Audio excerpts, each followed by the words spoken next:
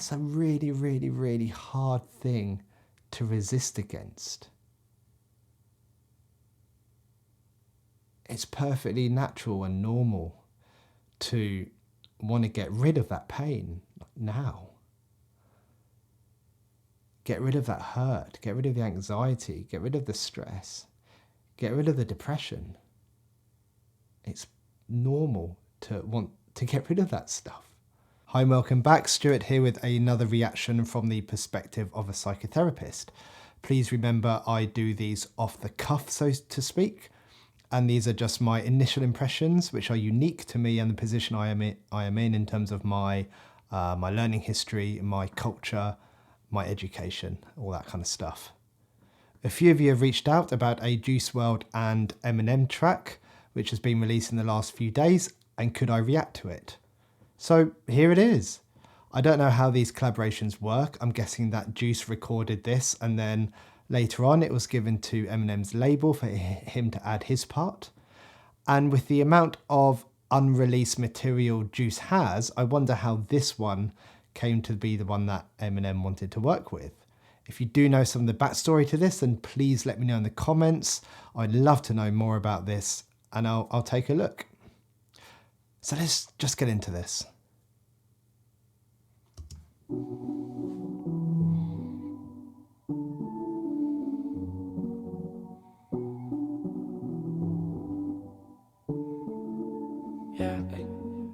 Roll it up, lace it, pop a few to chase it. I'm in my own matrix, none of this shit makes sense. All these humans basic, don't got no home training. Coding by the cases, I've been purple raining. Roll it up, lace it, pop a few, chase it. I've been in the matrix, none of this shit makes sense. All you humans basic, you didn't get home training. Coding by the cases, I've been purple raining. Stressed out, so I tend to take meds. The devil told me good. Right, so initial impressions. I love it that Juice is on straight away with what I assume is going to be the chorus or the hook. I like the way it's repeated through twice with Juice changing kind of how low his voice is. Personally, I prefer those kind of lower register parts of his voice. So I'm not a musician, I don't know the right terms, but to me it just sounds more calm, and I just personally prefer those bits. Let's have a quick look at the lyrics there, because it looked like he's kind of like straight in there. He's, you know, the opening line straight in there about using substances. He is in his own matrix, which to me means, well, I guess the opposite of the matrix is living in the real world and having to deal with that. So to be in the matrix means he is in his own world. And it's probably the substances keeping him there, in maybe, maybe in the sense that he's in his head so much, but also in a can't break free from addiction type of sense. So his world is confined by that too. So it feels like he's not in the real world to him. Oh, my spacebar not working. I'm in my own matrix, none of this shit makes sense. All these humans basic, don't got no home training. And this, I'm guessing all these humans basic means that they, or we, I guess, I'm one of these humans he's talking about, we don't have the experience of doing what Juice does. We don't have the training or the practice that Juice has had or had. And he gives an example of coding by the cases. Someone's going to have to help me out with this Purple Rainin, I've been Purple Rainin line. The only reference to Purple Rain I can think of right now is the Prince track, which I don't even know what that track is about, to be honest, but I'm not sure if that is what Juice is getting at here. I'm assuming it means something else, maybe another form of drug or substance. Purple raining, roll it up, lace it, pop a few, chase it. I've been in the matrix, none of this shit makes sense. All you humans basic, you didn't get home training. Coding by the cases, I've been purple raining. Stressed out, so I tend to take meds. The devil told me good show, break a leg. All these painkillers, like got a pair of broken legs. All these perks I pop, you thought I was planning to break my neck. Grinding, man, I'm hungry for this shit like I ain't ate yet. You wish that you could have what I could have, you could just say that. If you ain't my little bitch, them combos, you could save that. These niggas think they invincible till they see them blood. Stressed out, so I tend to take meds. I think that line was.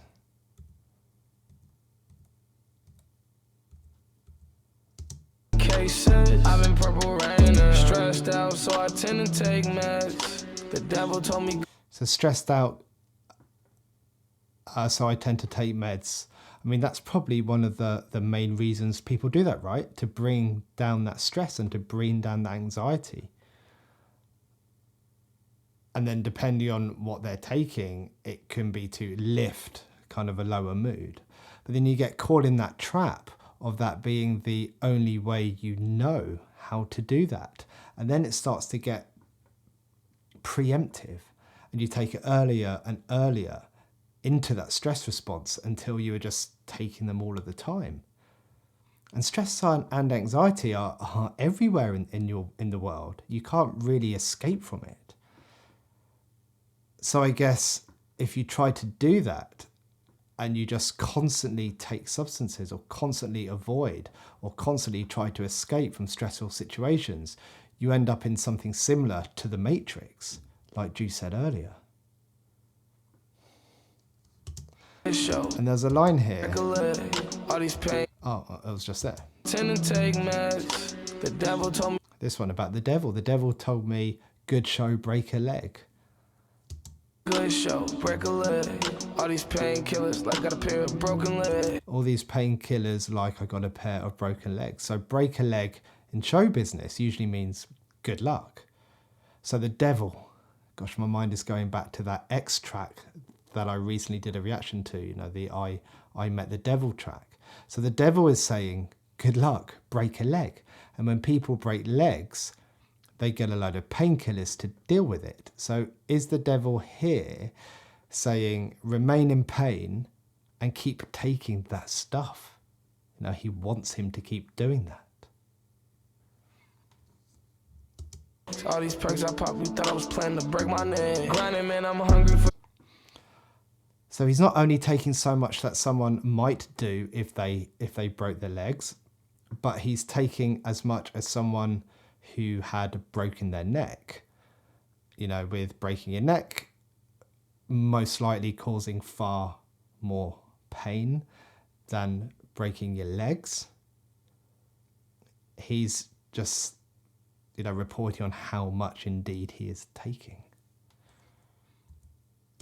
Broken legs, all these perks I pop, you thought I was planning to break my neck. Grinding, man, I'm hungry for this shit like I ain't ate yet. You wish that you could have what I could have, you could just say that. If you ain't my little bitch, them combos, you could save that. These niggas think they invincible till they see them blows and they made back. Roll it up, lace it, pop a few to chase it. I'm in my own matrix, none of this shit makes sense. All these humans basic, don't got no home training. Codeine by the cases, I've been purple raining. Roll it up, lace it, pop a few, chase it. I've been in the matrix, none of this shit makes sense. All you humans basic, you ain't got home training. Codeine by the cases, I've been purple raining. You pop some ecstasy first, it gets progressively worse. Try your best to reverse, unsuccessfully flirting with certain death and reverting to your promethazine urge. The fucking devil, he lurks. Lose your best friend, he smirks. Wake up and everything hurts.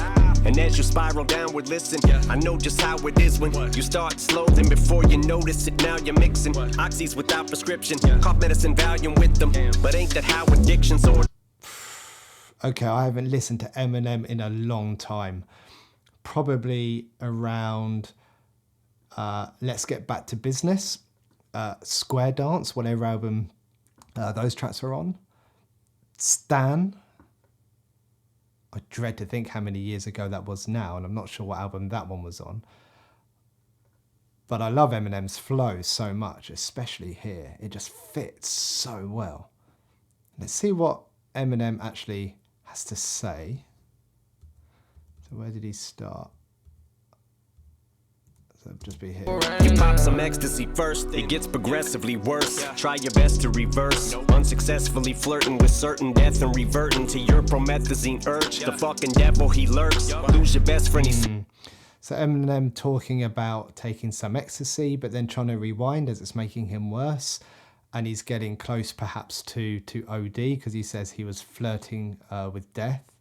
And despite that, he gets the urge to take some promethazine, which is an antihistamine, which has a sedating property. So it's quite often prescribed to help people with sleep, to kind of help them relax. I don't know much about substances, but I'm guessing this is kind of like the opposite to ecstasy. So it's trying to balance that out. I'm guessing. Let me know kind of if that's accurate in the comments. And then that line, this one just here, the devil, he lurks. I think that sums up really well. When I hear people say, that there was this voice in their head saying, you'll be okay, just a little bit more, it will get you through this. Or that voice that says, how else are you going to cope without this? You need to do this. And then this, lose your best friend, he smirks. I mean, how bad must that feel? That voice, that devil saying, it's going to be okay when you lose your friends, to the same kind of thing. The devil just smirks. That little voice, it's never looking out for you in the long term. It wants instant gratification right now and does not care about the later consequences. But that's a really, really, really hard thing to resist against.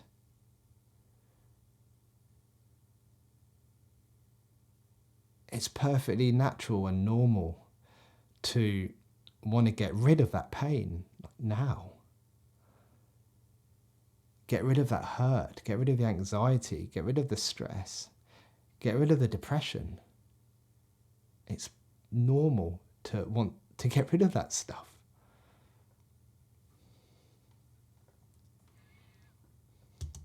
Wake up and everything hurts. And as you spiral downward, listen.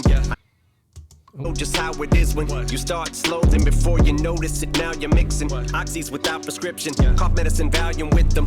But ain't that how addiction sorta works? They call it lean cause you gravitate and lean towards the perp, the blessing or the curse of fame, cause now you can afford to serve Percocet. Okay, so M here showing how easy it is to get caught up in this. It starts off slow, and then before you know it, you're taking more and more. What feels like kind of a safe amount, what might be an amount that you're used to, in order to get the same effect, it begins to gradually build up. Before you know it, you're taking way more than what is safe. Was the perp, the blessing or the curse of fame, cause now you can afford to serve Percocet and Percodent, but that ain't what you meant when you said that you're in it for the perks. Develop a habit out of that, need a Xanax, not a rap, so you pop it before you record a verse. Your buzz wear down, yeah, like a rabbit out of hat, makes you wanna pull your hair out.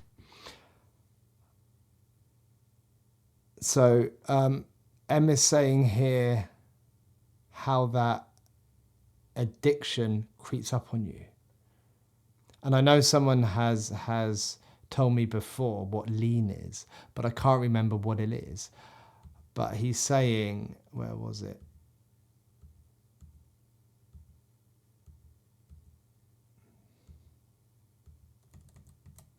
The fucking devil, he lurks. Lose your best friend, he smirks. Wake up and everything hurts.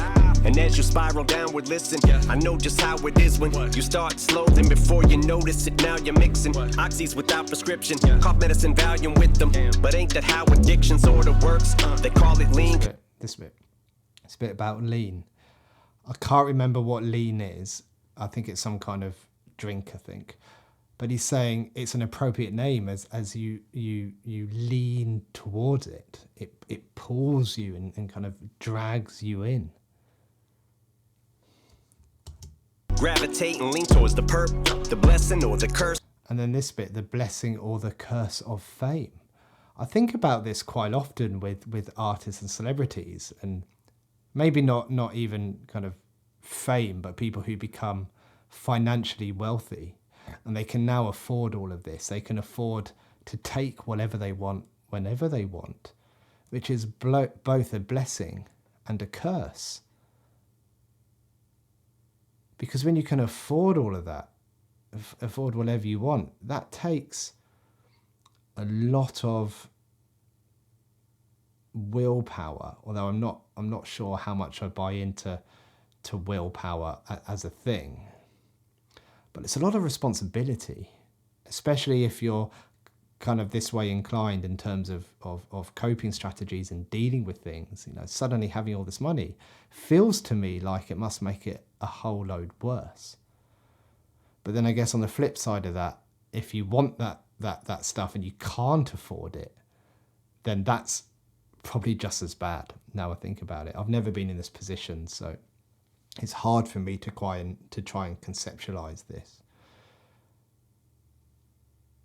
Now, I guess in reality that people who become wealthy are kind of swapping cheaper alcohol and maybe a lower quality of substance with more expensive alcohol and higher quality. Maybe a higher quality of drug is safer because perhaps it hasn't been, mixed with something else, or the source of it is more reliable.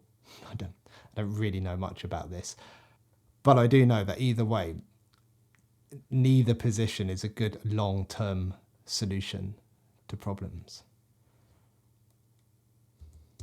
Sort of works, they call it lean cause you gravitate and lean towards the the blessing or the curse of fame, cause now you can afford to serve Percocet and Percodent, but that ain't what you meant when you said that you're in it for the perks. Develop a habit out of that, need it. I really like that wordplay between perks as in the Percocets and perks as in a benefit. It's cool. When you said that you're in it for the perks, develop a habit out of that. Need a Xanax, not a rap, so you pop it before you record a verse. Your buzz wear down, yeah, like a... This is what I was saying earlier, when you start to preempt the stress and the anxiety. So you take a Xanax before the stress even hits. This is like anxiety of being anxious, anxiety of anxiety, or fear of fear.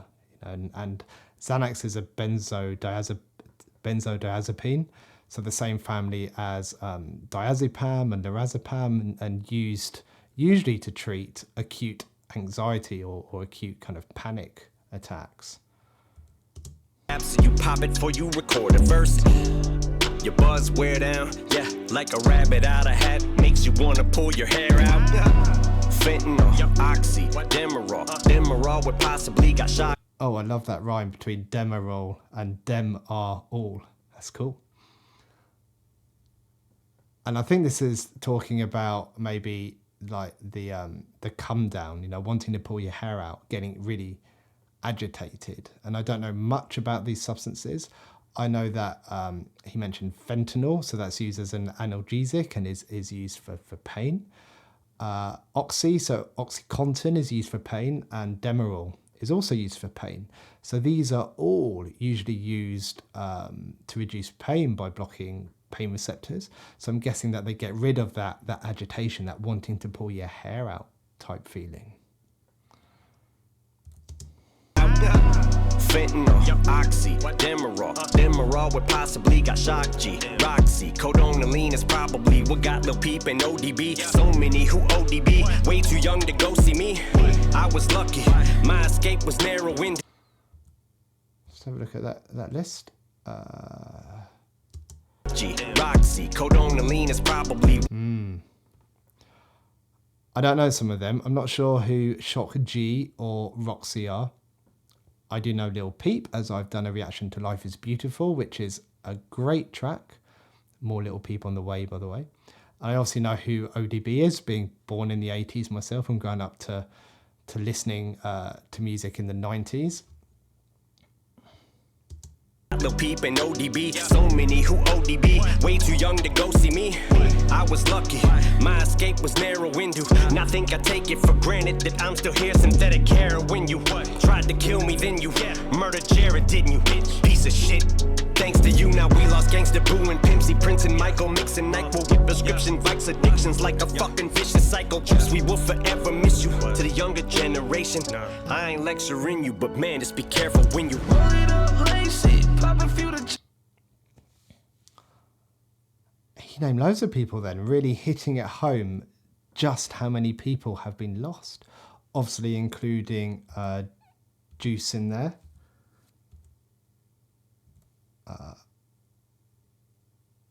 I don't know. Thanks to you now. I don't know who Gangsta Boo or Pimp C are. Gangsta Boo and Pimpsy, Prince and Michael. I know Prince, and as I say that, I'm thinking of that Purple Rain line earlier. So I'm guessing maybe that's what he was referring to when he said Purple Rainin. I'm guessing Michael is Michael Jackson, and I really like the way Eminem positions this. You know, he's not saying that people died by stupid thing. And I really like the way Eminem has positioned this. He's not saying these people died by OD. He is saying that they were murdered by the drugs. You know, there's a slight difference there. The person wasn't to blame. That's a very important stance to take, because quite often it's the person that does get the blame, as if they somehow chose for that to happen to them, or, you know, they made that decision. And this last line piece of shit.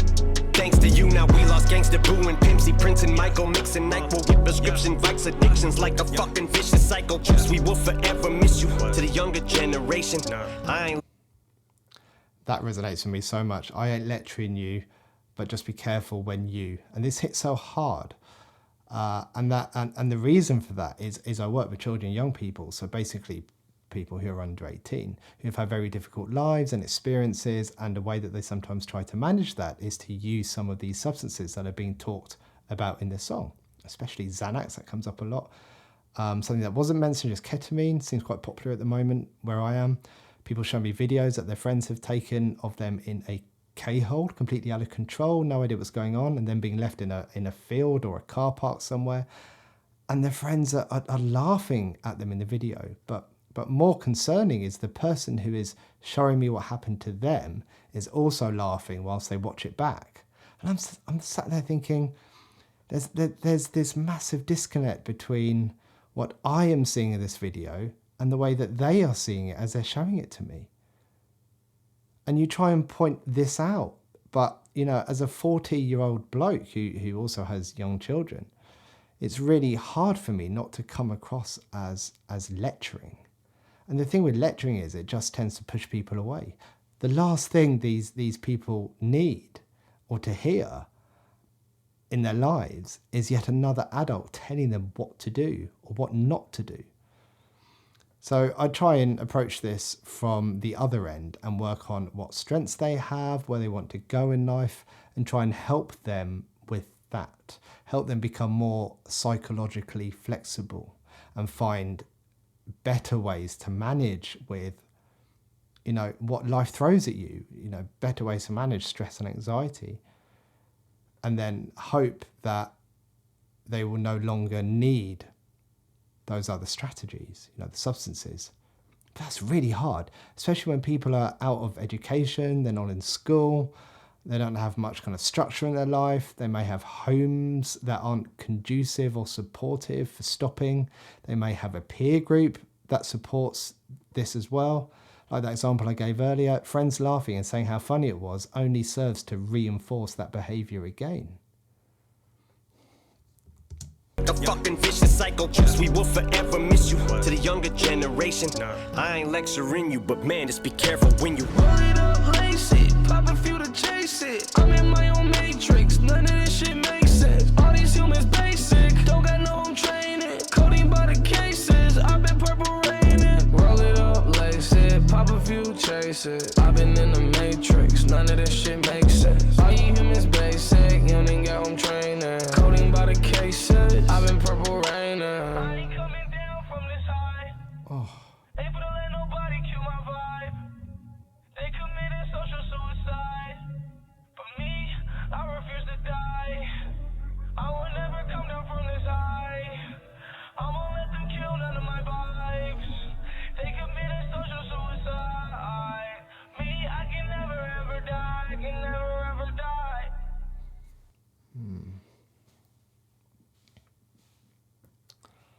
That last bit, talking about kind of social suicide, I'm pretty sure this isn't what Juice meant, but what that brings up for me are people wanting to stop, but are around people who don't want them to. So going back to my earlier example where I said, I was talking about a group of people, when you socialise with a group of people that aren't conducive or supportive of stopping, it's like if you say you want to stop, or you tell someone else you think they should stop, then it destroys, well, it can destroy your social position within that group. Quite often, you want to protect your belonging to that group at all costs, because quite often that's all you have. And Juice says at the end he can never die. He and his music lives on through us, kind of listening and sharing. And I think there's a culture or a faith maybe, I can't remember which one, that talks about this idea of two deaths. The first being when your physical body perishes, and the second time is when your name is said for the last time. And for Juice, that's going to be a while, I think. R.I.P. Juice.